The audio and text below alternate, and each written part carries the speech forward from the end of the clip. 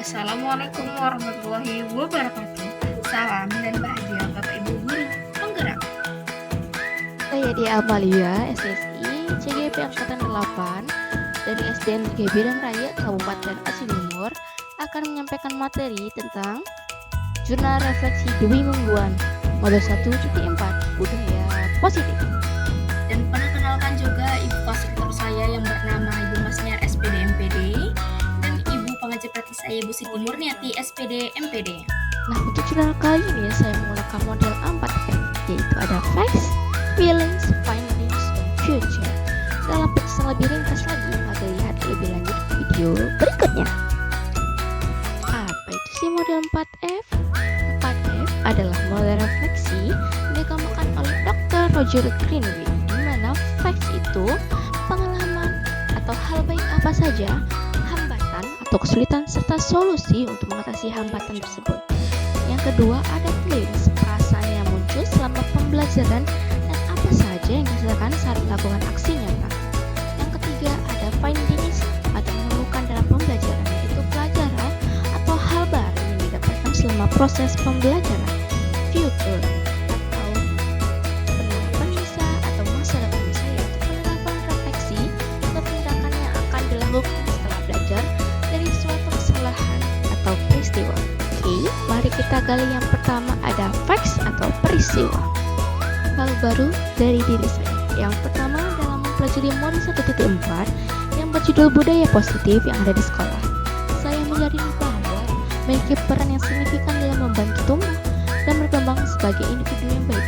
Selain itu, saya juga menyadari memiliki potensi untuk mengaruhi dan menjadi agen perubahan dalam menciptakan budaya positif di sekolah, bahwa tindakan dan sikap dapat mengaruhi lingkungan sekitar saya yang memiliki kekuatan untuk menjadikan sekolah sebagai tempat yang lebih inklusif, kolaboratif, dan peduli. Yang kedua, nilai-nilai yang penting dalam budaya positif seperti kejujuran, empati, tanggung jawab, dan kerjasama. Dapat melihat bagaimana nilai-nilai dapat diterapkan dalam kehidupan sehari-hari, baik di sekolah maupun di luar sekolah, untuk menciptakan hubungan yang lebih baik dengan orang lain dan memberikan kontribusi positif bagi lingkungan sekitar. Untuk hal baik yang saya alami dalam mode 1.4-nya banyak sekali pelajaran yang saya ketahui. Yang pertama, saya memahami nilai-nilai kebajikan universal berdisiplin positif. Kedua, saya memahami teori motivasi, hukuman, restitusi, dan penghargaan keyakinan kelas. Yang ketiga, saya memahami kebutuhan dasar manusia. Keempat, saya memahami 5 posisi kontrol. Dan yang kelima, saya memahami segitiga restitusi. Untuk hambatan dalam mode 1.4 ini sebenarnya tidak menjadi hambatan, cuman dalam modul 1.4 ini dalam berbudaya positif harus memerlukan konsistensi yang berkelanjutan dalam berperilaku, kebijakan, dan tindakan di seluruh sekolah. Untuk solusinya dalam mengamati permasalahannya, yaitu untuk mengatasi hambatan-hambatan itu, penting untuk kita menyediakan pelatihan serta dukungan yang memadai, memiliki komunikasi terbuka, melibatkan semua anggota sekolah dalam perencanaan dan implementasi budaya positif, dan dibutuhkan kerjasama dan upaya bersama dari semua pihak terkait untuk mengatasi hambatan dan mewujudkan budaya positif yang kuat di sekolah. Untuk yang kedua ada feelings atau perasaan. Yang saya rasakan dalam pembelajaran mode 1.4 berbudaya positif ini adalah selama pembelajaran berlangsung, saya merasa sangat senang dan antusias untuk mendapatkan pemahaman dan pengalaman baru. Banyak melakukan refleksi diri tentang nilai-nilai yang dianut dan bagaimana dapat berkontribusi dalam membangun budaya positif di sekolah, dan merasa lebih sadar akan peran saya sebagai guru dalam menciptakan lingkungan yang mendukung dan memotivasi. Dan hal yang saya rasakan dalam penerapan aksi nyatanya yaitu sangat bersemangat sekali, apalagi dalam menerapkan keyakinan kelas, segitiga restitusi, dan berbagi pemahaman bersama rekan sejawat. Dalam pelaksanaannya, saya juga mendapatkan respon positif dari peserta didik dan rekan sejawat sehingga mereka merasa memiliki peran yang penting dalam menciptakan lingkungan belajar yang menyenangkan, inklusif, dan mendukung bagi semua orang. Nah, untuk yang ketiga ini ada findings atau pembelajaran. Nah, untuk pelajaran yang didapatkan dalam mode 1.4 ini, saya tidak bisa mengontrol orang lain dan seseorang atas melakukan sesuatu dengan senang hati jika ia merasa meyakininya benar.